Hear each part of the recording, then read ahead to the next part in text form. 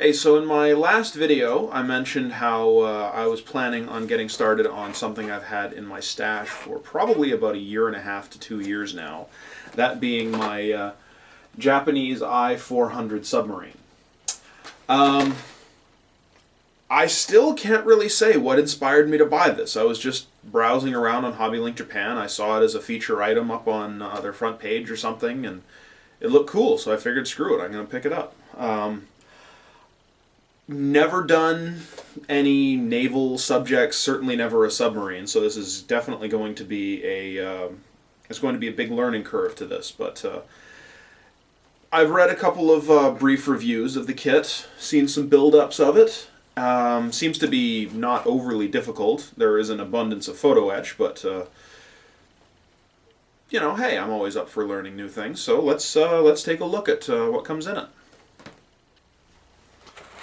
So the box has, is common with Tamiya, has this lovely, lovely painting of the I-400 at sea, with a Styrene aircraft off in the background and another ship off to the side. The interesting thing about the I-400, as I briefly mentioned in my previous video, is that it is actually an aircraft carrier. It is an aircraft carrying submarine. It has a hangar for 3 of these Styrene aircraft built into the upper, or the conning tower area. As I've said, I'm not a builder of naval subjects, so I'm going to get a lot of the terminology wrong, so please just bear with me. This is actually, though, the special edition version of the kit. It includes parts molded in clear. The hangar tube itself is entirely molded in clear, so you have the option of masking off and leaving a portion of it clear, so you can look inside and see the aircraft in the hangar. It also comes with an additional set of photo etch and some other additional bits and pieces. Side of the box has your usual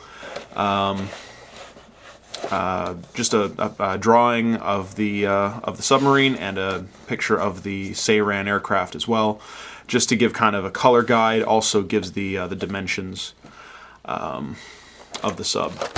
Top side has some bio info just in Japanese, and talks a little more at length about what comes with the special edition version, and a nice photo of the completed model.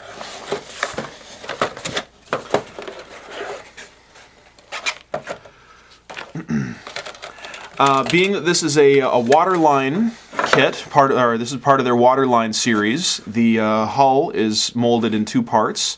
The upper hull in gray, which if you were to do a diorama, you could simply place on molded celluclay or something, whatever you're going to use for water. And of course the lower portion of the hull is molded in red.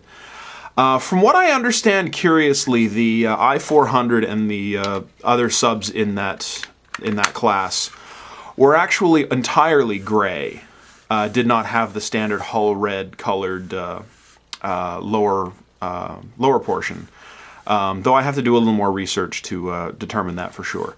The molding is really, really quite nice. The joint between the 2 halves, the fit is like perfect. There doesn't appear to be any gap or misalignment or anything between the 2 halves, and it almost disappears. I mean, under a layer of paint, this would probably just almost completely disappear.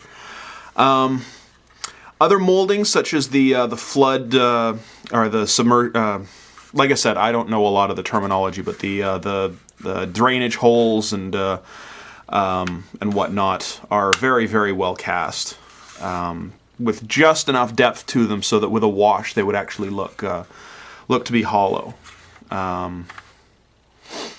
The grating and plank work on the upper hull looks really, really nicely done. Overall, I can't say enough about the quality of this molding. It looks absolutely top-notch.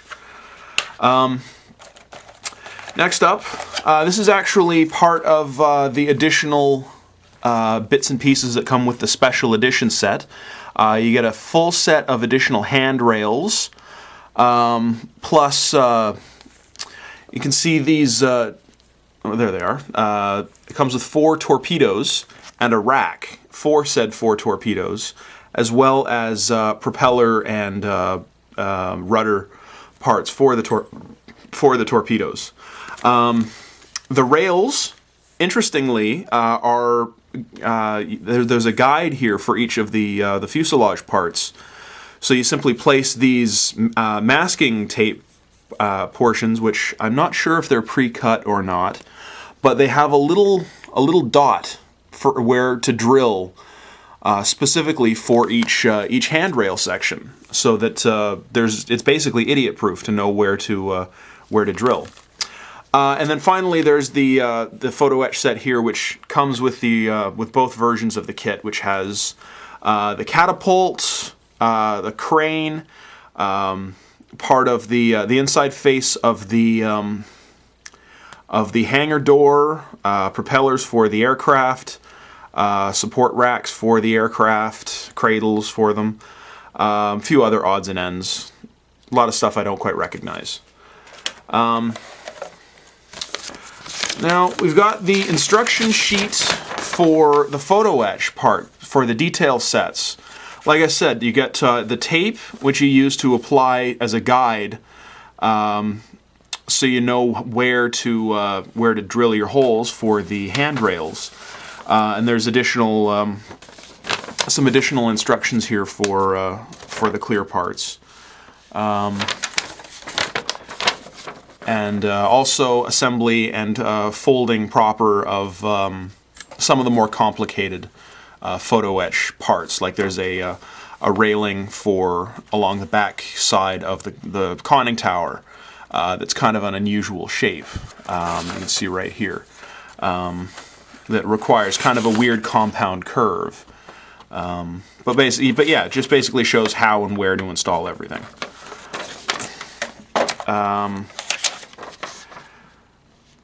Here's just kind of a masking and color guide for the clear parts if you were to want to keep the hangar tube clear. And also I forgot to mention, one of the photo etch sets also includes scale figures, which you can paint and display on the model. The main instruction booklet, quite nicely done, has some bio info about the submarine and the aircraft, different purposes that it would have served had the war gone on any longer. Basically, the I-400 was captured and unable to complete the mission it was intended for before the war was over. So yeah, there's the front page has it in Japanese, then English, German, as well as French. Painting tips, painting guide, and getting started on the assembly guide. It comes with a display base, which is secured to the model with screws and nuts. The nuts themselves are glued into the lower hull. There's also a weight, two steel weights which glue into the bottom as well. Assembly overall doesn't look overly complicated. It's really going to be just the photo etch parts for me that are going to be the hardest, being that I don't work with photo etch like ever, but it'll be a good learning experience. The rudders and diving rudders and whatnot appear to be secured with poly caps, and I believe the diving rudders here actually have a metal rod axle, which you use to secure them both, so they'll be good and solid. The assembly of the Styrene aircraft, you have the option of doing them with wings extended or in stowed position. I think you can do two You can do three. All three is stowed, or two stowed and one extended, or I think one stowed and two extended as well. There's also a display base for a single one if you wanted to have one separate from the aircraft. You got your anti-aircraft weaponry. You've got your periscopes and antennae for the conning tower. You got the watertight hangar hatch. Assembly of the superstructure, the catapult assembly, and final assembly of all the odds and ends to the fuselage.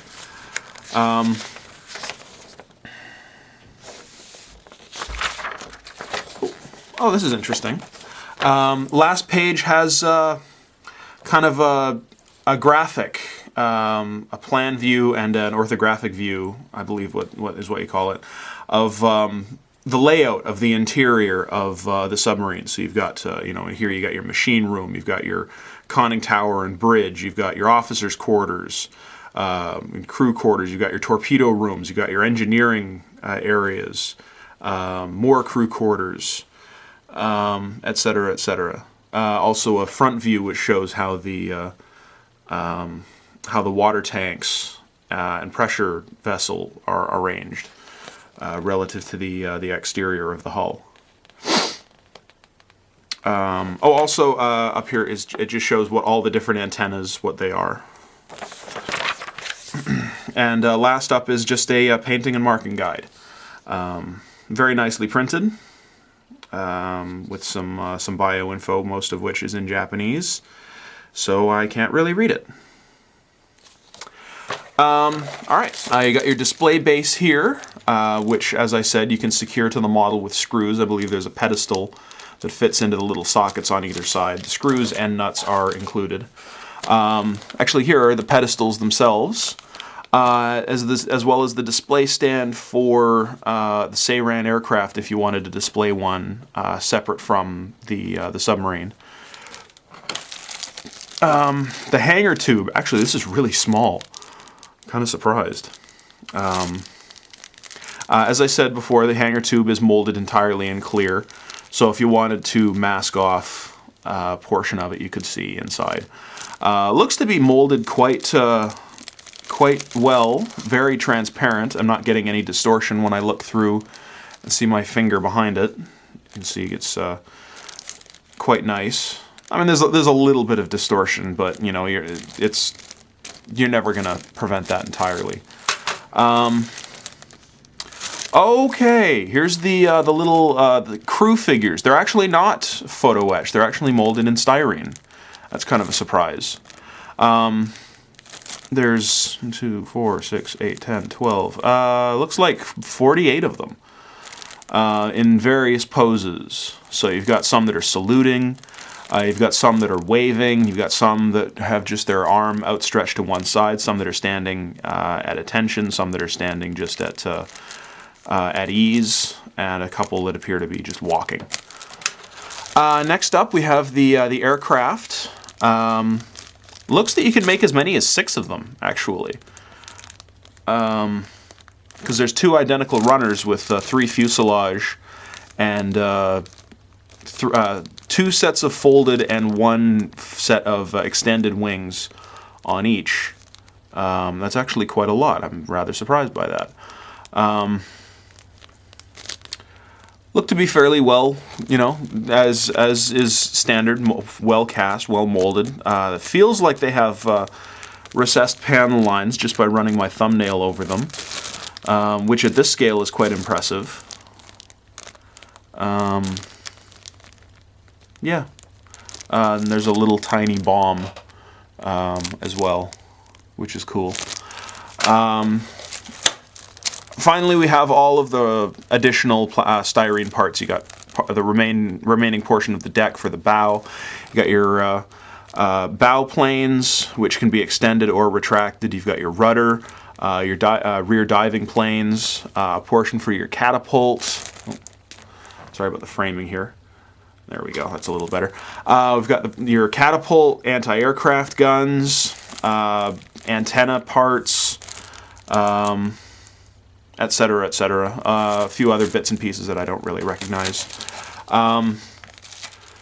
And then you've got, for your display stand, you can have the option of having a sticker on it printed in Japanese or in English, as well as your decals.